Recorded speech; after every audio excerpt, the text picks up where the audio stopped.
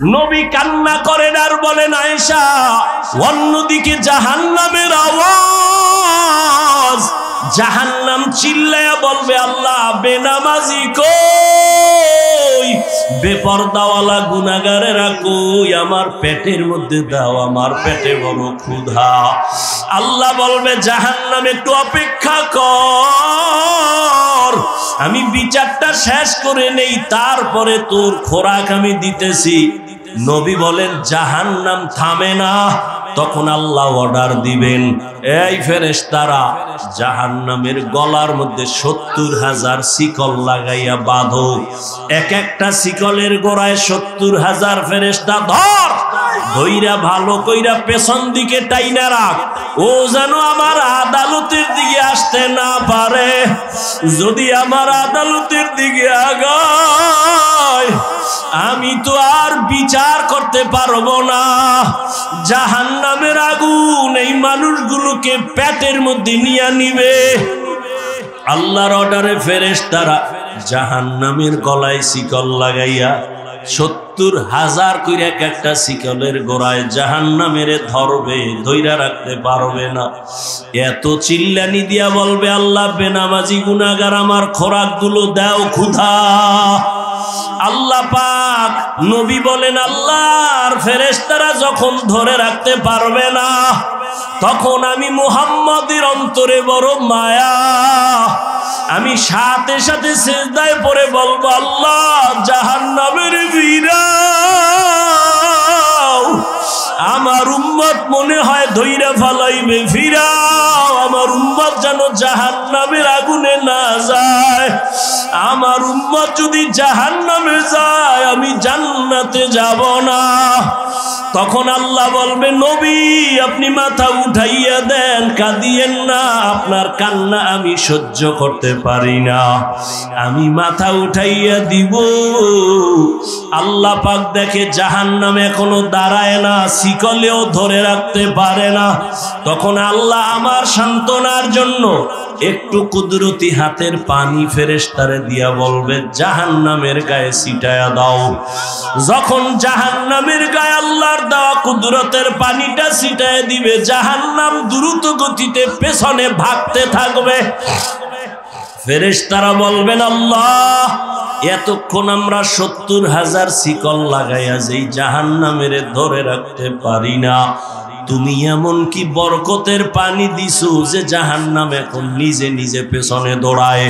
কি এটা কি জমজমের বরকতি পানি, না কি এটা কাউসারের পানি, না এটা কি আবে হায়াতের পানি, না এটা দুনিয়ার বরকতের কোনো পানি, না তোমার বৃষ্টির পানি, না কোনো সমুদ্রের পানি? আল্লাহ বলবে ফেরেশতা এই পানি জমজমের পানিও না, কাউসারের পানিও না, এই পানি আবে হায়াতের পানিও না,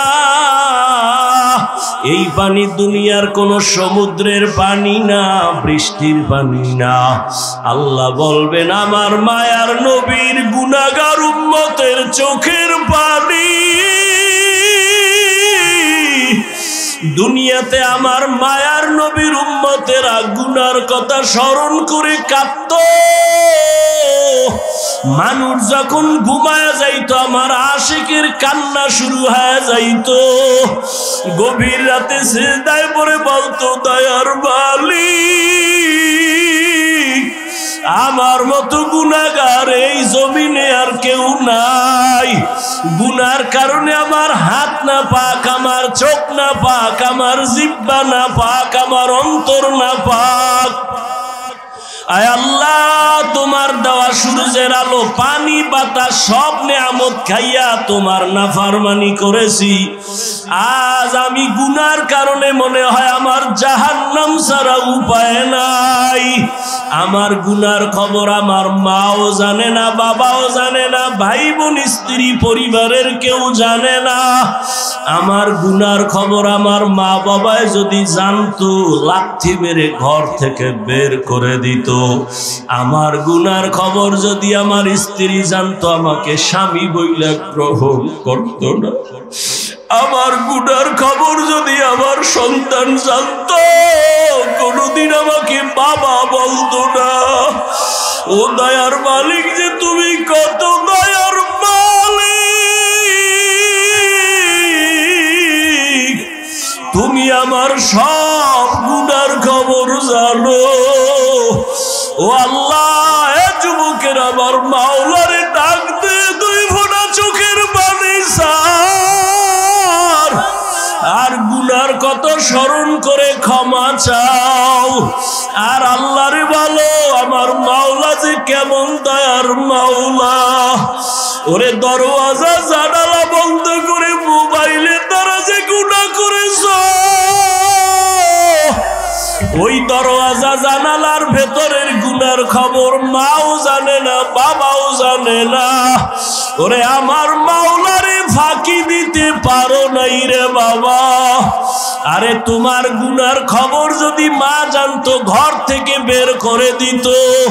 কিন্তু আমার মাওলা যে কেমন দয়ার মালিক, গুনাহ করছি দেখছেন, এরপরও ঘরের থেকে বের করে দেয় নাই, সম্মানের চেয়ার থেকে ফালাইয়া দেয় নাই।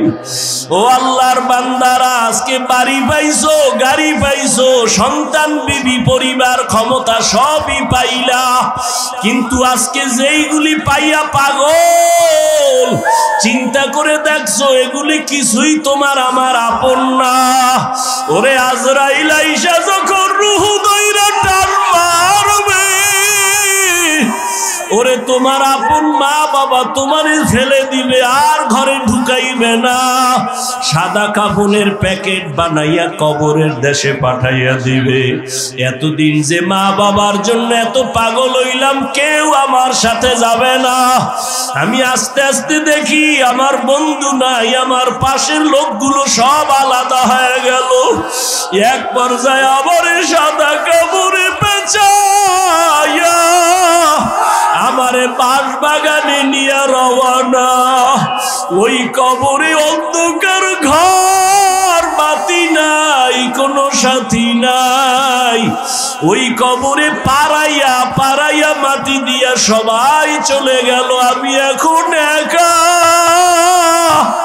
আমার ডানে মাটি, বামে মাটি, সামনে পেছনে উপরে নিচে মাটি। কই আমার বাড়ি, কই আমার গাড়ি, কই আমার সন্তান, কই আমার মা বাবা, কই আমার ক্ষমতার চেয়ার, কই আমার সম্মান। এখন এই অন্ধকার কবরে দুইজন ফেরেশতা চলে আসবে প্রশ্ন করার জন্য।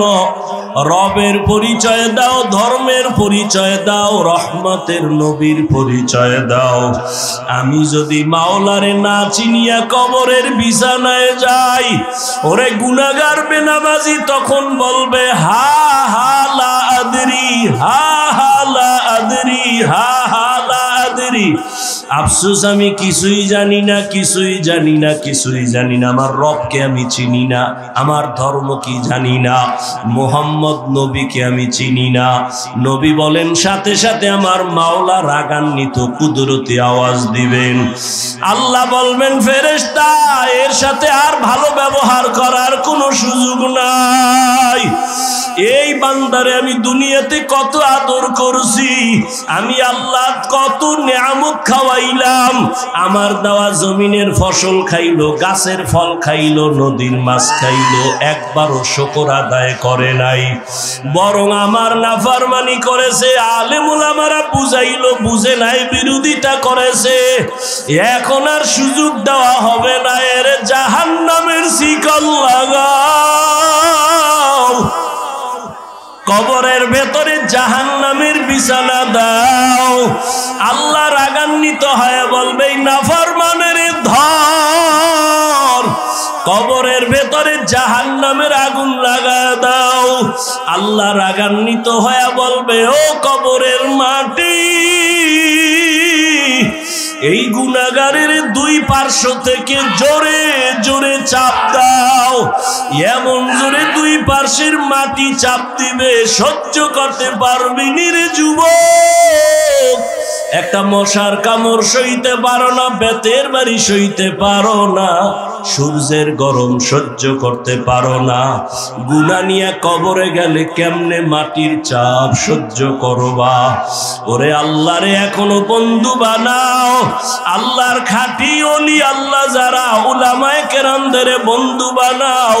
এখনো সময় আছে, তওবা করো আর আল্লাহকে বলো, মাওলা গুনাহ আর করব না, নামাজ ছাড়বো না, বেপরদায় চলবো না, দাড়ি কাটবো না।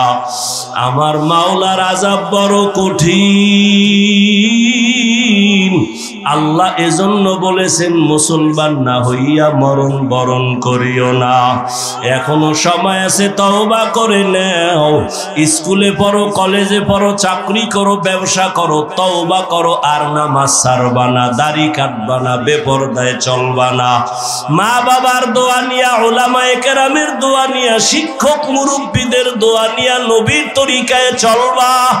আল্লাহর কাছে দুই ফোঁটা চোখের পানি ছেড়ে দাও। যদি কান্না না আসে, মনে করিও গুনার কারণে দিলটা পাথর হয়ে গেছে, আল্লাহ বেজার হয়ে গেছে। এখনো সময় আছে, আল্লাহকে বলো, আল্লাহ দিলটা নরম বানায়া দাও। ওরে ডানে বামে দেখো, তোমার মতো কত গোলামের চোখে পানি, তোমার আমার চোখে কেন পানি নাই? গুনার কারণে আল্লাহ বেজার। ওরে কান্নাওয়ালার কাছে হাতটা বাড়াইয়া দোয়া চাও আর বলো, ও কান্নাওয়ালা ভাই, আমার জন্য একটু দোয়া করেন। আমার গুনার কারণে আমার কলবটা পাথরের মতো শক্ত, আমার চোখে পানি আসে না। দোয়া, কান্নাওয়ালার দোয়া ফেরত যাবে না। আল্লাহর কাছে তওবা করো, মরিয়াও গেলে আর নামাজ ছাড়বা না, গুনাহ নিয়ে কবরে যাইবা না। ইয়াযকুরুনাল্লাহা কিয়ামা ওয়া কুউদা ওয়া আলা জুনুবিহিম। যারা আমার আল্লাহকে স্মরণ করে দাঁড়ানো অবস্থায়, বসা অবস্থায়, হাঁটা অবস্থায়। আমারে এই কথা বলার শক্তি দিছেন কে? খুঁজে খুঁজে বের করে, তিনি আমার আসল মালিক। আমি ঘুমের মধ্যে মইরা গেছি, মরার দোয়াই তো পড়ছিলাম, আল্লাহুম্মা বিসমিকা আমুতু। ও আল্লাহ, তোমার নামে আমি মরি, মইরা গেছি। তুমি যদি না উঠাও, আমার মা উঠাইতে পারবে। যারা হাঁটা চলা অবস্থায় সবসময় গবেষণা করে, আমাকে কে বানাইলেন, আমাকে কে দাঁড় করাইলেন, যিনি শক্তি দিছেন দাঁড়ানোর, ওই আল্লাহ যদি বসার শক্তি না দেয়, বসতে পারবো না। বসার পরে যদি দাঁড়ানোর শক্তি না দেয়, আমার আর দাঁড়ানো যাবে না। কদম একটা দিয়া সামনে কদম যদি দিতে না দেয়, আমার আর কদম দেওয়া চলবে না। জ্ঞানী যারা, এরা ভাববে আসমান কে বানাইলেন, একটা খুঁটি নাই, সামান্য একটা 3 খাডালের হ্যান্ডেল দুনিয়ার বাঁশগুলো দিয়ে খাড়া করছে। আর আল্লাহর এত বিশাল বড় আসমান, এখান থেকে 500 বছরের দূরত্ব প্রথম আসমান। এইভাবে একটা না 7টা আসমান আল্লাহ টানাইছেন।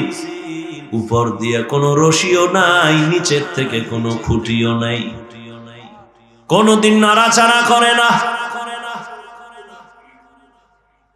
এইভাবে বিনা খুঁটিতে এত সুন্দর নীল আকাশ কে টানায় রাখছেন? যারা জ্ঞানী তারা ভাবে এর পেছনে একজন মিস্ত্রি আছে, মালিক আছে। এই মালিকের এত চিনলাম না। বলখের বাদশাহ ইব্রাহিম ইবনে আদহাম মখমলের চাদরে আরামে ঘুমায়। হঠাৎ খবর শুনতেছে, কে যেন ঠক ঠক করে আওয়াজ দেয় তার ঘুমের ছাদের উপরে, ঘুমের বিছানার উপরে। প্রহরীরে ডাক দিয়া বলে, কে আওয়াজ দিল? কয় দেখি না তো কেউ রে। কয় আমি তো শুনলাম হাঁটে, কোনো আওয়াজ নাই। কে এমন সুন্দর আওয়াজ দিয়ে আবার চলে গেল? একজনে গাইবি আওয়াজ দিয়ে কইতেছে, আমি আমার হারানো একটা ঘোড়া তালাশ করতে আইছি তোমার ছাদে। হারানো ঘোড়া কি ছাদে পাওয়া যায়? আল্লাহ আল্লাহদের একটা কথার মধ্যে অনেক কিছু ঢুকানো। আল্লাহ হেদায়েতের দরজা খুলতেছেন তো একটা বাহানা, একটা কৌশল অবলম্বন করছে। কাই বোকা, ছাদের উপর কি ঘোড়া পাওয়া যায়নি? বোকা তো তুমি। বলখের বাদশাহ ইব্রাহিম ইবনে আদহাম চমকে উঠে বসে গেলেন। এত বড় দুঃসাহস কার যে আমাকে বোকা বলল? এত বিশাল রাষ্ট্রের আমি মালিক, আমার কথায় পুরো দেশ চলে, আমাকে বোকা বলল কেন? বোকা বইলা কয় আমি বোকা না, তুমি বোকা। আমি যদি ছাদের উপরে ঘোড়া না পাই, তুমিও সুন্দর মখমলের বিছানায় ঘুমাইয়া তোমার মালিকের পাইবা না। ইনজেকশন একটা দিয়া নাই, ভিতরে জ্বালা শুরু হয়ে গেছে। এখন কয় আমার আসলে কে এরকম আওয়াজটা দিল? আওয়াজ তো দিছে আমার জীবনের মধ্যে একটা ধাক্কা দিয়ে ফেলছে। ভাবতেছে, জ্ঞানী মানুষ তো ভাবতেছে, ভাবতে ভাবতে ভাবতে ভাবতে মানুষ জমিনে বসে ভাবতে ভাবতে খালি উপরে উঠে, উঠতে উঠতে উঠতে উঠতে মহাশূন্যের উপরে চলে যায়। ভাবার দ্বারা মানুষ অনেক উপরে চলে যায়। এই ভাবাটারে তরিকাতের লাইনে বলে মুরাকাবা, মুজাহাদা, মুশাহাদা। বেদাতিরা এটারে বলে সাধনা। সাধনা করে 40 বছর পর্যন্ত প্রায় রাসূল সাধনা করেছেন বাইতুল্লাহ থেকে দূরে গিয়া হেরা পাহাড়ের গুহায় সাধনা করেছেন। এখন আপনার কাছে প্রশ্ন আমার, বাইতুল্লাহর দাম বেশি না হেরা পাহাড়ের দাম বেশি? বুঝেন না, বুঝলে জবাব দিবেন না, চুপ থাকবেন। উল্টা পাল্টা বললে ইমানের ঘাটতি হবে। বাইতুল্লাহর দাম বেশি না হেরা পাহাড়ের দাম বেশি? বাইতুল্লাহ। কোরআনের আয়াত দিয়া তো বাইতুল্লাহর দাম আল্লাহ বলেছেন, ইন্না আউওয়ালা বাইতিন উযিআ লিন-নাসি লাল্লাযী বিবাক্কাতা মুবারাকাও ওয়া হুদা মুবারাকাও ওয়া হুদাল লিল আলামিন। আল্লাহ বলেন আমি জমিনটা বানাইয়া কোনো কিছুই বানাইনি, একটা ঘর বানাইছি বাইতুল্লাহ। মক্কা নগরীর মধ্যে ঘর আমি আল্লাহ হেদায়াতের জন্য বানাইছি, ইবাদতের জন্য বানাইছি। এই ঘর হেদায়াতের ঘর, এটা এমন এক দামি ঘর যেই ঘরের দিকে শুধু তাকায় থাকবে অনবরত সওয়াব লেখা হবে। এটা এমন একটা ঘর, আপনাদের ফতুল্লাহ এলাকায় মসজিদ গুলো কার ঘর? জমিনের সব মসজিদ গুলো আমার আল্লাহর ঘর, তবে বাইতুল্লাহর মতো একটার মর্যাদা নাই। বলে কেমন মর্যাদা? বলে বাইতুল্লাহর এরিয়ার মধ্যে কোনো আশিক যদি একবার বলে লাব্বাইক, 1,00,000 বার লাব্বাইক বলার সওয়াব আল্লাহ দান করবে। বাইতুল্লাহর এরিয়ার মধ্যে বসে যদি একবার বলে আল্লাহ, 1,00,000 বার আল্লাহ বলার সওয়াব বান্দা পেয়ে যাবে। বাইতুল্লাহর এরিয়ার মধ্যে যদি একটা সেজদা করে আশিক, একটা সেজদার বরকতে 1,00,000 সেজদার সওয়াব পেয়ে যাবে। এরকম সওয়াব আর কোন মসজিদে আছে? এই পরিমাণ নাই। মদিনার মসজিদে আছে, নববী, মসজিদে নববী। বাইতুল মাকদিসের মধ্যেও বড় সওয়াব, কিন্তু বাইতুল্লাহর সমান না। সবই তো আল্লাহর ঘর, কিন্তু বাইতুল্লাহর সমান ঘর তো সব ঘর না। ফতুল্লাহর এই মাঠে সবাই তো মানুষ, কিন্তু সবাই আল্লাহর আদালতে জ্ঞানী মানুষ না।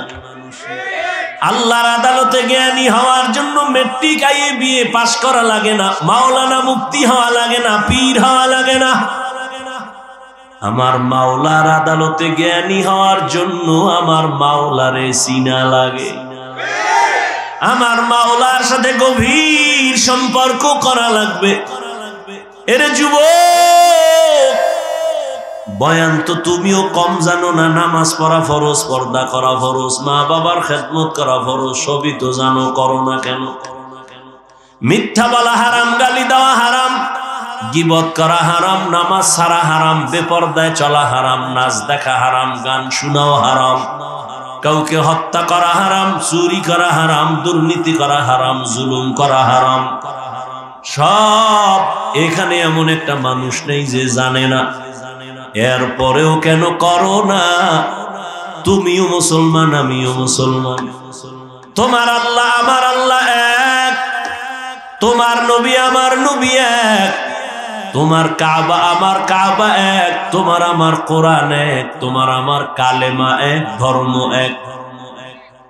অথচ তোমারে পাও ধইরা ধইরা আল্লাহর বান্দা উলামায়ে কেরামরা বুঝাইতেছেন, তাবলীগওয়ালাদের মেহনত, পীর সাহেবদের মেহনত, উলামায়ে কেরাম খতিব সাহেবদের মেহনত, পাও ধরে ধরে তোমারে বুঝায়। এরপরও কেন বান্দা তুমি নামাজ পড়ো না, কেন তুমি পর্দা করো না, হালাল ভাবে চলো না? এর একটাই মাত্র কারণ, তুমি কারে সেজদা দিবা তার প্রতি তোমার মায়া এখনো হয় নাই। আর মায়া না হওয়ার কারণ, তাকে এখনো তুমি চিনো না। আমি টুপি খুলতে চাই না, লজ্জা। আর তুমি কেমন মুসলমান যে টুপি মাথায় দিতে চাও না, লজ্জা। আমি দাড়ি কাটতে চাই না, লজ্জা। তুমি কেমন মুসলমান দাড়ি রাখতে চাও না, লজ্জা।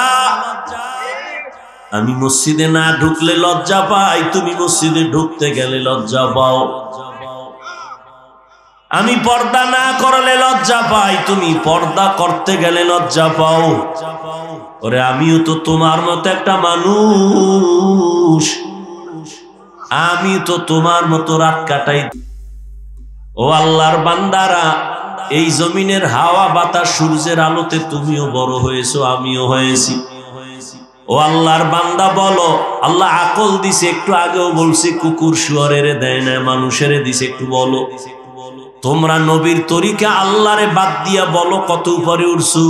আর আমরা যারা নবীর মহব্বতে আল্লাহ পাওয়ার জন্য দাড়ি রাখলাম, টুপি পরলাম, নামাজ পড়ি, পর্দা করি, হালাল খাই, বুঝাবার জন্য বলি, অহংকারী করি না রে বাবা। বলো আমরা কত নিচে নামছি। তুমি বলতে পারবা না, সেই শক্তি তোমার জবানে নাই, অন্তরে নাই। আমি বলি শুনো,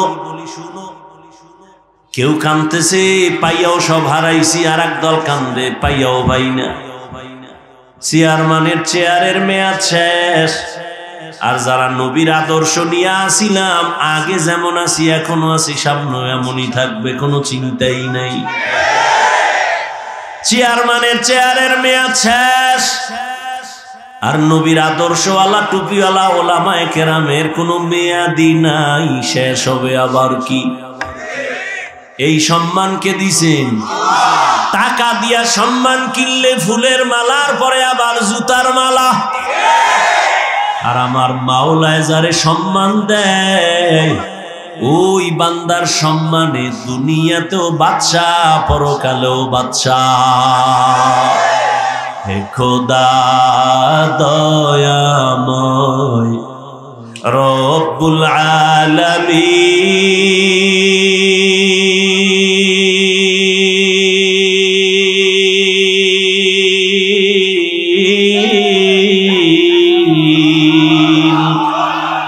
জীবনে মরণে ভয় কি হবে সেই দিন। হে খোদা ধরাতে আসিয়াজি বড়ই অসহায়,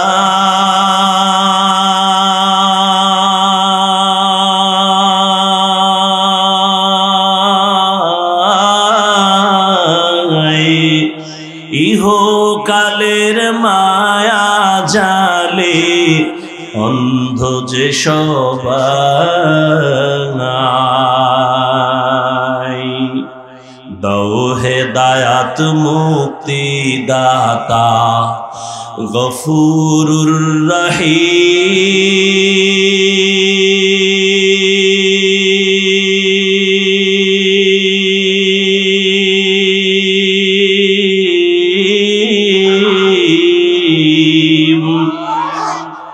জীবনে মরণে ভয় কি হবে সেই দিন, হে খোদা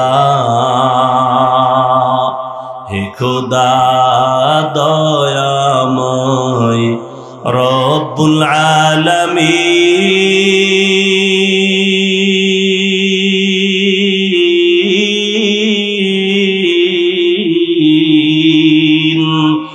জীবনে মরণে ভয় কি হবে সেই দিন, হে খোদা।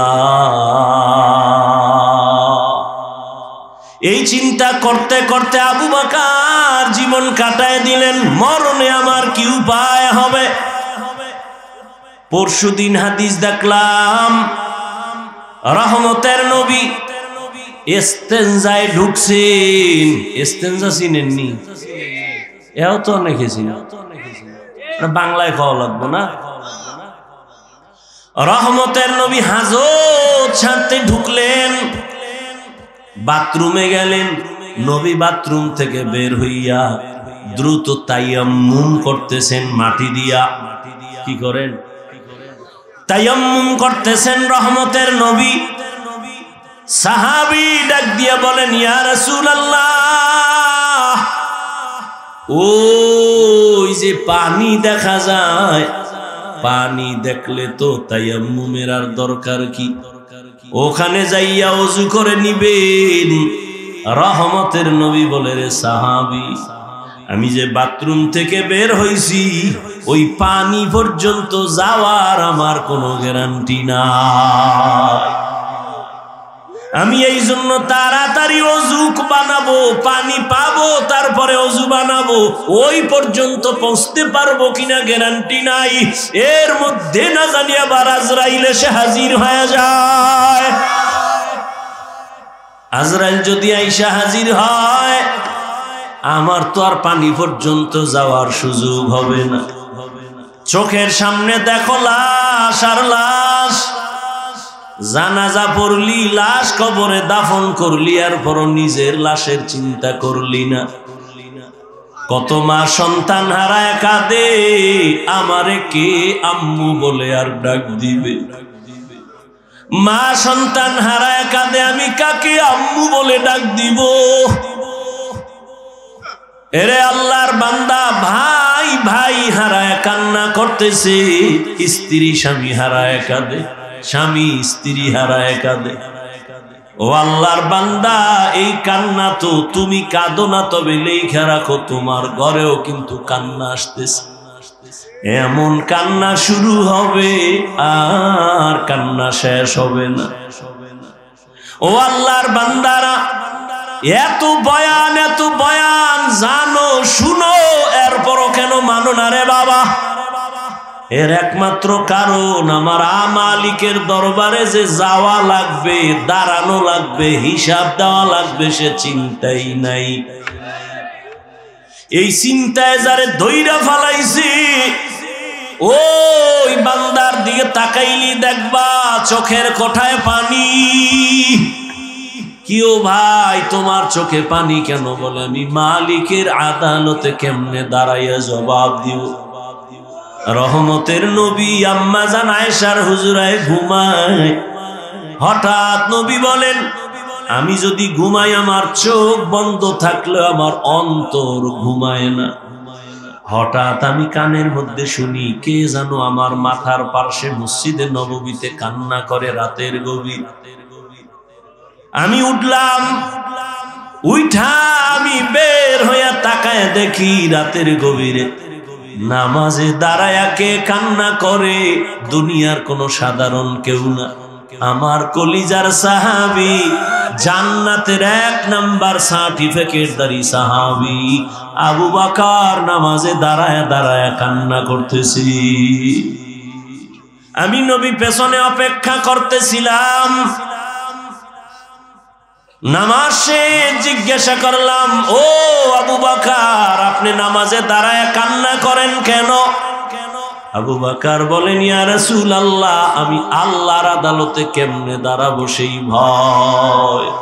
हर के दारत खौफे हक दर दिल मदाम जन्नतुल मअवा देहद राम मकाम जुज़बा हक़ची ज़े मखाज इंसुजा फज़ले उआ मस्ते दर जुमला जहा।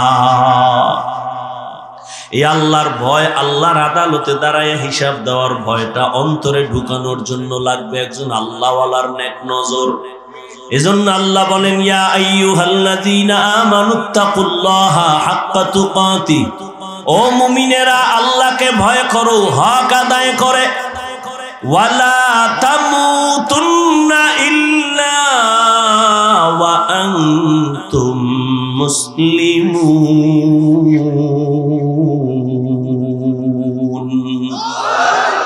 মুসলমান না হইয়া মরিও না, সাবধান। নবী বলেন, আলা কুল্লুকুম রাইন ওয়া কুল্লুকুম মাসউলুন আন রাইয়াতিহি। এই উডেকা মোনাজাত দিয়ে দিমু। মাওলায় যদি বাড়ি না নেয় কেমনে আগে বাড়ি যাবা? মাওলায় না নিলে পারবা? একজনে 1.5 ঘন্টা উঠে গেছে, তাড়াতাড়ি বাড়ি যাইব, আর একজনে মোনাজাত দিয়া কান্নাকাটি কইরে এরপরে রওনা হইছে বাড়ি যাব। ওই ঘটনা আছে না, সুলতান মাহমুদ গজনবীর ঘটনা, আয়াজের ঘটনা, এক ধনী বড় টাকাওয়ালা আর মালিক আর গোলামের ঘটনা।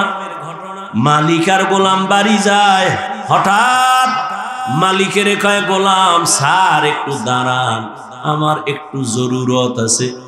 দাঁড়াই নাম, ঢুইকা গেছে মসজিদে, মসজিদে গিয়া সেজদায় যাইয়া কান্দে। মালিক অপেক্ষা করে, আয় না কেন?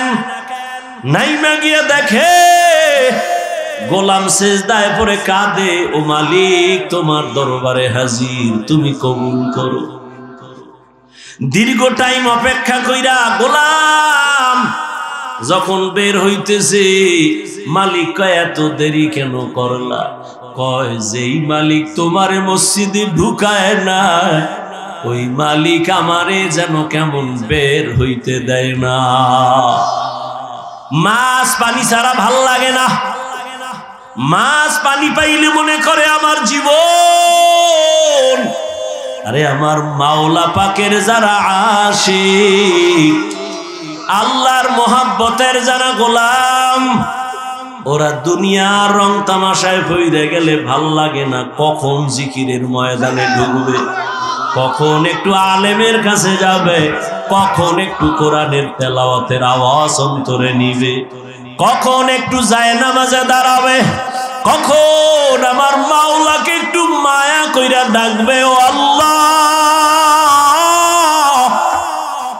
আরে আমার মাওলারে ডাকলেই তো বান্দা এত খুশি, আল্লাহর মোহাব্বত অন্তরে জমা হয়ে যায়। হানজালা নবীর সাহাবী, ঘটনা আপনারা নাম শুনছেন। হানজালা রহমতের নবীর বড় আশিক। একদিন রাস্তায় হাঁটে আর ঘুরে আর কয়, না ফাকা হানজালা, না ফাকা হানজালা, আমি হানজালা মুনাফিক হয়ে গেছি, মুনাফিক। ঘুরতে ঘুরতে দেখা ওমরের সাথে। এই হানজালা, কি চিল্লাও কেন? আমি মুনাফিক হয়ে গেছি। কয় কেন? কয় আমি নবীর কাছে যখন থাকি তখন আমার অন্তর এমন যে আমি আর কোনো দুনিয়ায় নাই, এখন আমি আমার মালিকের নজরে বসে আছি, দরবারে রিসালাতের সামনে আছি। এখন আমার ছেলের চিন্তা নাই, মেয়ের চিন্তা নাই, বাড়ির চিন্তা নাই, গাড়ির চিন্তা নাই, টাকার চিন্তা নাই, ক্ষমতার চিন্তা নাই। এখন আমার চিন্তা আমি একজনারে পাইছি, আমার নবী। আমি ওই নবীর হাত ধরে আমার মালিকের একটু কেমনে দেখবো, যেই নবীর চেহারা এত সুন্দর, একটা নজর নবীর চেহারার দিকে তাকাইলে পেটের ক্ষুধা থাকে না। মায়ার নবী এত সুন্দর, আমার মাওলায়ের এত সুন্দর কইরা বানাইছেন, ওই মালিক আমার আল্লাহ না জানি কত সুন্দর।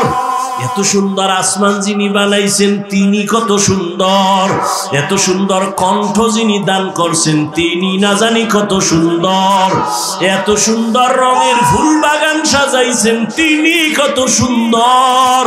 ওরে যারা মাওলার আশিক ওরা ভাবে আর খুঁজে আমার মালিক, আমার আল্লাহরে আমি তো এখনো পাইলাম না।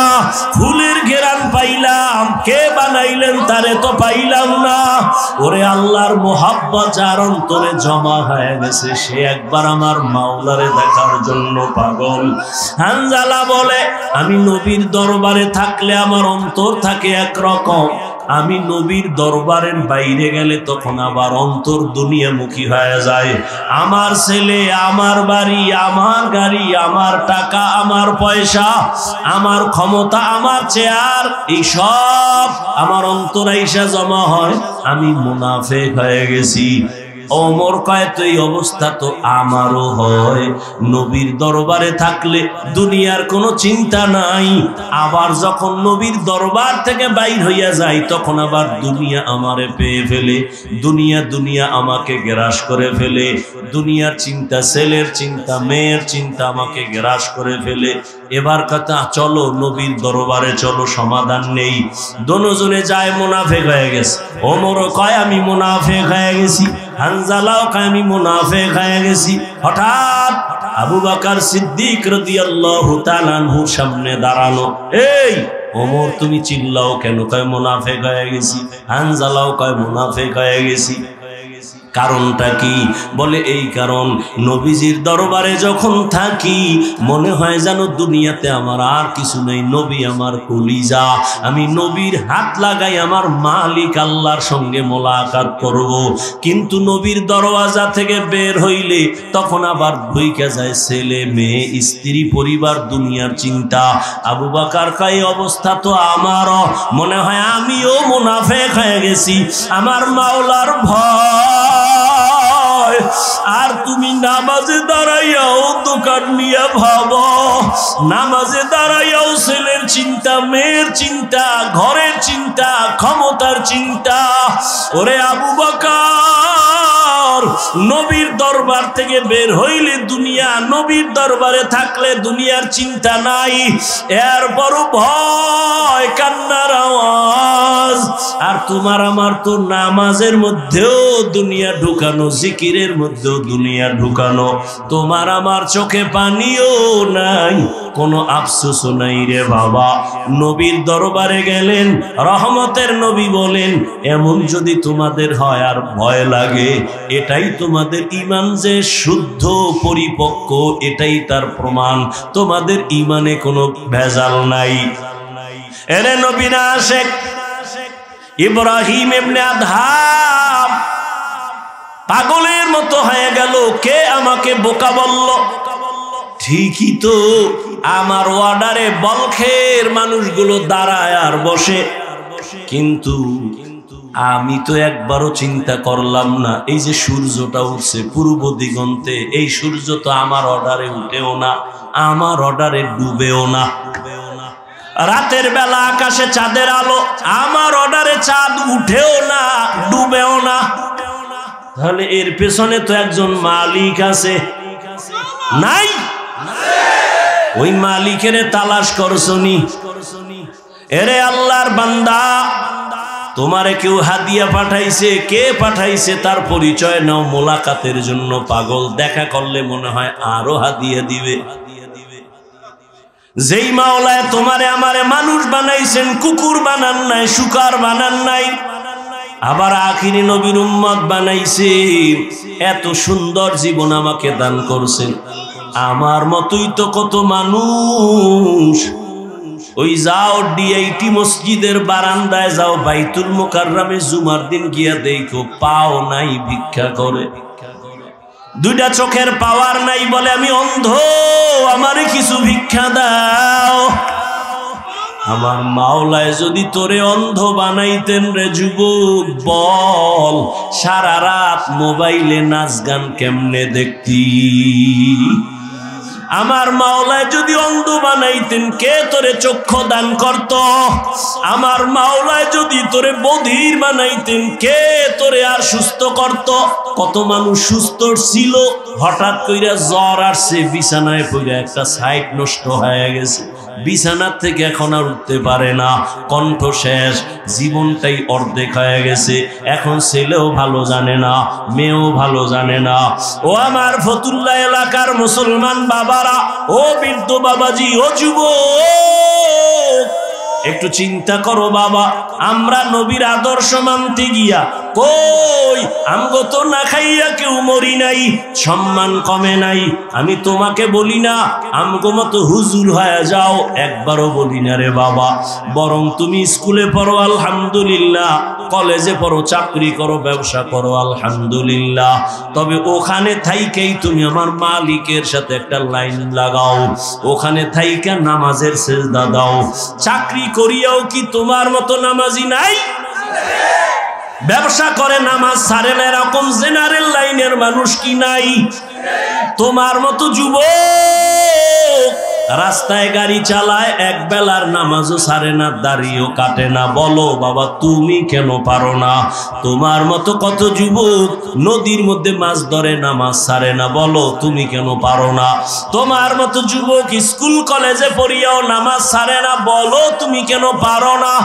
আসলে কি তোমার কপাল পুড়িয়া গেছে, নাকি কোরআন হাদিস মিথ্যা মনে করেছো?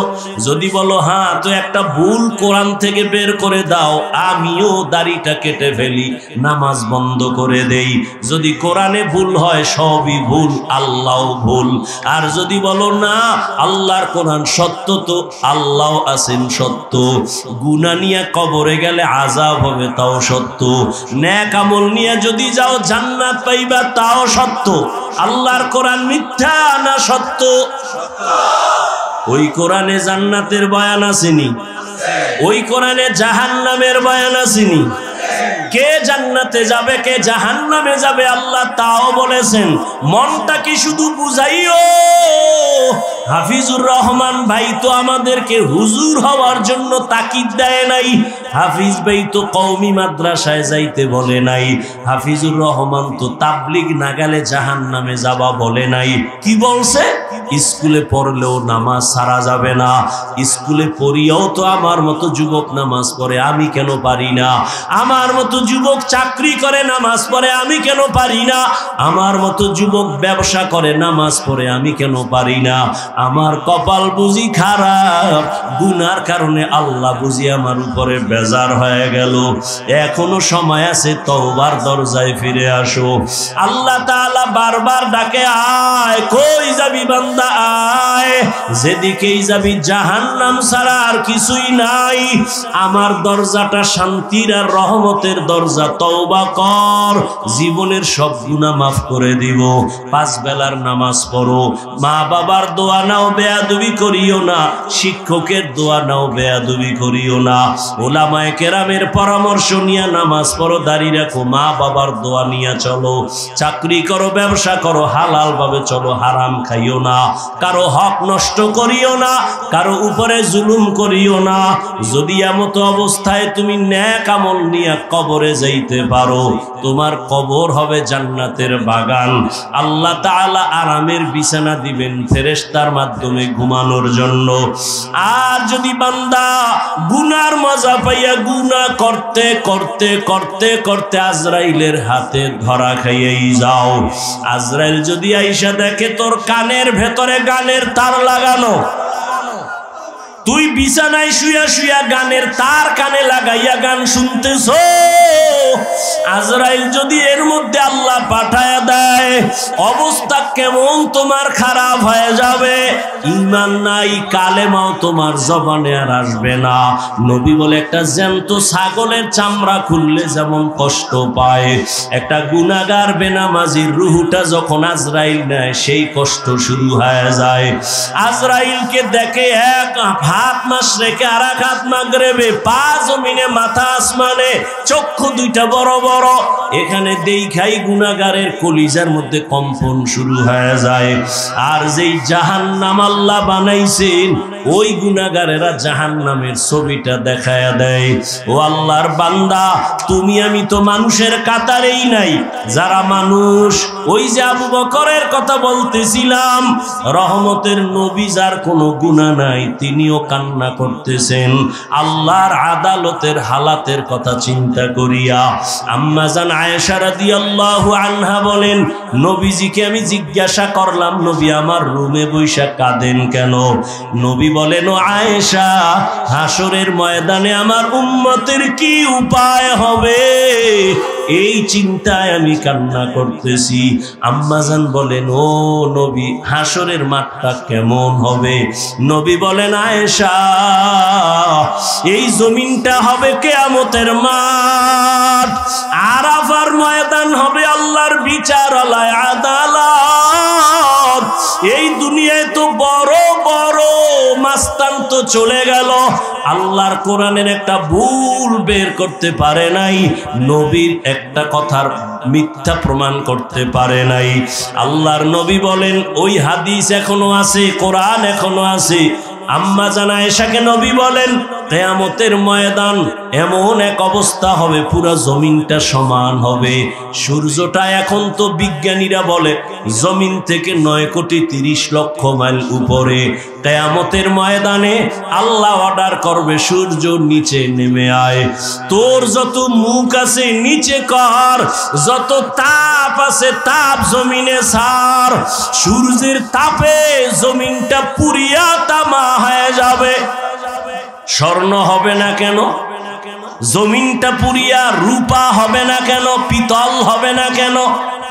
মুফাসসিরিনে কেরাম বলেন, স্বর্ণ, রূপা, তামা, পিতল এগুলো হবে না।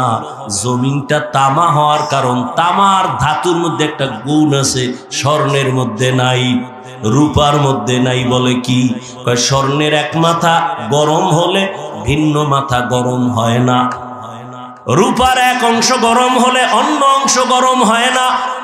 কিন্তু তামা এমন একটা ধাতু, এক পার্শ্বে গরম হয়ে গেলে পুরাটাই গরম হয়ে যাবে। আল্লাহ যখন বলবে, সূর্য তুই মনের মতো তাপ দিতে পারো না, আজকে সব তাপ ছাইরা দে, সূর্যের এমন তাপ শুরু হয়ে যাবে, জমিনটা তামা হয়ে যাবে। নবী কান্না করেন আর বলেন, আয়েশা, অন্যদিকে জাহান্নামের আওয়াজ, জাহান্নাম চিল্লায়া বলবে, আল্লাহ বেনামাজি কই, বেপরদাওয়ালা গুনাহগারেরা কই, আমার পেটের মধ্যে দাও, আমার পেটে বড় ক্ষুধা। আল্লাহ বলবে, জাহান্নাম একটু অপেক্ষা কর, আমি বিচারটা শেষ করে নেই, তারপরে তোর খোরাক আমি দিতেছি। নবী বলেন, জাহান্নাম থামে না, তখন আল্লাহ অর্ডার দিবেন, এই ফেরেশতারা জাহান্নামের গলার মধ্যে 70,000 শিকল লাগাইয়া বাঁধো, এক একটা শিকলের গোড়ায় 70,000 ফেরেশতা ধর, ধইরা ভালো কইরা পেছন দিকে টাইনা রাখ, ও যেন আমার আদালতের দিকে আসতে না পারে। যদি আমার আদালতের দিকে আগায় আমি তো আর বিচার করতে পারবো না। জাহান্নামের আগুন এই মানুষগুলোকে পেটের মধ্যে নিয়ে নিবে। আল্লাহর অর্ডারে ফেরেশতারা জাহান্নামের গলায় শিকল লাগাইয়া 70,000 কইরা একটা শিকলের গোড়ায় জাহান্নামের ধরবে, ধইরা রাখতে পারবে না। এত চিল্লানি দিয়া বলবে, আল্লাহ বেনামাজি গুনাহগার আমার খোরাকগুলো দাও ক্ষুধা। আল্লাহ পাক নবী বলেন, আল্লাহর ফেরেশতারা যখন ধরে রাখতে পারবে না তখন আমি মুহাম্মদের অন্তরে বড় মায়া, আমি সাথে সাথে সিজদায় পড়ে বলবো, আল্লাহ জাহান্নামের ফিরাও। আমার উম্মত মনে হয় ধইরা ফালাইবে, ফিরাও। আমার উম্মত যেন জাহান্নামের আগুনে না যায়। আমার উম্মত যদি জাহান্নামে যায় আমি জান্নাতে যাব না। তখন আল্লাহ বলবে, নবী আপনি মাথা উঠাইয়া দেন, কাঁদিয়েন না, আপনার কান্না আমি সহ্য করতে পারি না। আমি মাথা উঠাইয়া দিব। আল্লাহ পাক দেখে জাহান্নাম এখনো দাঁড়ায় না, শিকলেও ধরে রাখতে পারে না। তখন আল্লাহ আমার সান্ত্বনার জন্য একটু কুদরতি হাতের পানি ফেরেশতারে দিয়া বলবে, জাহান্নামের গায়ে ছিটায়া দাও। যখন জাহান্নামের গায়ে আল্লাহর দেওয়া কুদরতের পানিটা ছিটায়া দিবে, জাহান্নাম দ্রুত গতিতে পেছনে ভাগতে থাকবে। ফেরেশতারা বলবেন, আল্লাহ এতক্ষণ আমরা 70,000 শিকল লাগাইয়া যেই জাহান্নামের ধরে রাখতে পারি না, তুমি এমন কি বরকতের পানি দিছো যে জাহান্নাম এখন নিজে নিজে পেছনে দৌড়ায়? কি এটা কি জমজমের বরকতি পানি, না কি এটা কাউসারের পানি, না এটা কি আবে হায়াতের পানি, না এটা দুনিয়ার বরকতের কোনো পানি, না তোমার বৃষ্টির পানি, না কোনো সমুদ্রের পানি? আল্লাহ বলবে, ফেরেশতা এই পানি জমজমের পানিও না, কাউসারের পানিও না, এই পানি আবে হায়াতের পানিও না, এই পানি দুনিয়ার কোন সমুদ্রের পানি না, বৃষ্টির পানি না। আল্লাহ বলবেন, আমার মায়ার নবীর গুনাহগার উম্মতের চোখের পানি। দুনিয়াতে আমার মায়ার নবীর উম্মতেরা গুনার কথা স্মরণ করে কাঁদত। মানুষ যখন ঘুমায়া যাইতো আমার আশিকের কান্না শুরু হয়ে যাইতো। গভীর রাতে সিজদায় পড়ে বলতো, দয়ার মালিক আমার মতো গুনাহগার এই জমিনে আর কেউ নাই। গুনার কারণে আমার হাত না পাক, আমার চোখ না পাক, আমার জিহ্বা না পাক, আমার অন্তর না পাক। আয় আল্লাহ, তোমার দেওয়া সূর্যের আলো, পানি, বাতাস সব নেয়ামত খাইয়া তোমার নাফরমানি করেছি। আজ আমি গুনার কারণে মনে হয় আমার জাহান্নাম ছাড়া উপায় নাই। আমার গুনার খবর আমার মাও জানে না, বাবাও জানে না, ভাই বোন স্ত্রী পরিবারের কেউ জানে না। আমার গুনার খবর আমার মা বাবায় যদি জানতো লাথি মেরে ঘর থেকে বের করে দিত। আমার গুনার খবর যদি আমার স্ত্রী জানতো আমাকে স্বামী বইলে গ্রহণ করত না। আমার গুনার খবর যদি আমার সন্তান জানতো কোনদিন আমাকে বাবা বলতো না। ও দয়ার মালিক যে তুমি কত দয়ার মালিক, তুমি আমার সব গুনার খবর জানো।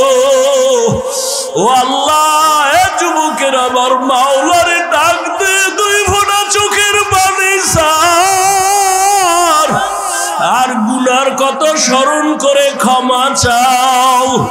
আর আল্লাহরে বলো, আমার মাওলা যে কেমন দয়ার মাওলা। ওরে দরওয়াজা জানালা বন্ধ করে মোবাইলের দ্বারা যে গুনাহ করেছ, ওই দরওয়াজা জানালার ভেতরের গুনার খবর মাও জানে না, বাবাও জানে না। ওরে আমার মাওলারে ফাঁকি দিতে পারো নাই রে বাবা। আরে তোমার গুনার খবর যদি মা জানতো ঘর থেকে বের করে দিত। কিন্তু আমার মাওলা যে কেমন দয়ার মালিক, গুনাহ করছি দেখছেন, এরপরও ঘরের থেকে বের করে দেয় নাই, সম্মানের চেয়ার থেকে ফালাইয়া দেয় নাই। ও আল্লাহর বান্দারা, আজকে বাড়ি পাইছো, গাড়ি পাইছো, সন্তান, বিবি, পরিবার, ক্ষমতা সবই পাইলা, কিন্তু আজকে যেইগুলি পাইয়া পাগল, চিন্তা করে দেখছো এগুলি কিছুই তোমার আমার আপন না। ওরে আজরাইল আইসা যখন রূহ দইরা টান মারবে,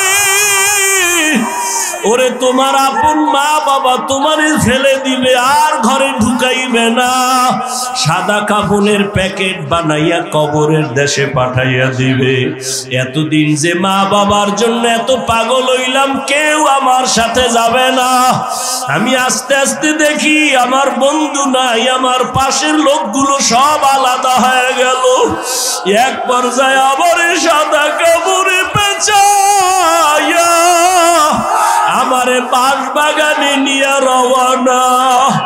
ওই কবরে অন্ধকার ঘর, বাতি নাই, কোনো সাথী নাই। ওই কবরে পাড়াইয়া পাড়াইয়া মাটি দিয়া সবাই চলে গেল, আমি এখন একা। আমার ডানে মাটি, বামে মাটি, সামনে পেছনে উপরে নিচে মাটি। কই আমার বাড়ি, কই আমার গাড়ি, কই আমার সন্তান, কই আমার মা বাবা, কই আমার ক্ষমতার চেয়ার, কই আমার সম্মান। এখন এই অন্ধকার কবরে দুইজন ফেরেশতা চলে আসবে প্রশ্ন করার জন্য। রবের পরিচয় দাও, ধর্মের পরিচয় দাও, রহমতের নবীর পরিচয় দাও। আমি যদি মাওলারে না চিনিয়া কবরের বিছানায় যাই, ওরে গুনাহগার বেনামাজি তখন বলবে হা হা লা আদরি, হা হা লা আদরি, হা হা লা আদরি। আফসোস, আমি কিছুই জানি না, কিছুই জানি না, কিছুই জানি না। আমার রবকে আমি চিনি না, আমার ধর্ম কি জানি না, মুহাম্মদ নবীকে আমি চিনি না। নবী বলেন সাথে সাথে আমার মাওলা রাগান্বিত কুদরতি আওয়াজ দিবেন। আল্লাহ বলবেন ফেরেশতা, এর সাথে আর ভালো ব্যবহার করার কোনো সুযোগ নাই। এই বান্দারে আমি দুনিয়াতে কত আদর করছি, আমি আল্লাহ কত নিয়ামত খাওয়াইলাম। আমার দেওয়া জমিনের ফসল খাইলো, গাছের ফল খাইলো, নদীর মাছ খাইলো, একবারও শুকর আদায় করে নাই, বরং আমার নাফরমানি করেছে। আলেম উলামারা বুঝাইলো, বুঝে নাই, বিরোধিতা করেছে। এখন আর সুযোগ দেওয়া হবে না, এর জাহান্নামের শিকল লাগাও, কবরের ভেতরে জাহান্নামের বিছানা দাও। আল্লাহ রাগান্বিত হয়ে বলবে নাফরমানের ধর, কবরের ভেতরে জাহান্নামের আগুন লাগায় দাও। আল্লাহ রাগান্বিত হয়ে বলবে ও কবরের মাটি, এই গুনাহগারের দুই পার্শ্ব থেকে জোরে জোরে চাপ দাও। এমন জোরে দুই পার্শ্বের মাটি চাপ দিবে, সহ্য করতে পারবি রে যুবক। একটা মশার কামড় সইতে পারো না, বেতের বাড়ি সইতে পারো না, সূর্যের গরম সহ্য করতে পারো না। গুনাহ নিয়ে কবরে গেলে কেমনে মাটির চাপ সহ্য করবা? ওরে আল্লাহরে এখনো বন্ধু বানাও, আল্লাহর খাঁটি ওলি আল্লাহ যারা উলামায়ে কেরামদের বন্ধু বানাও।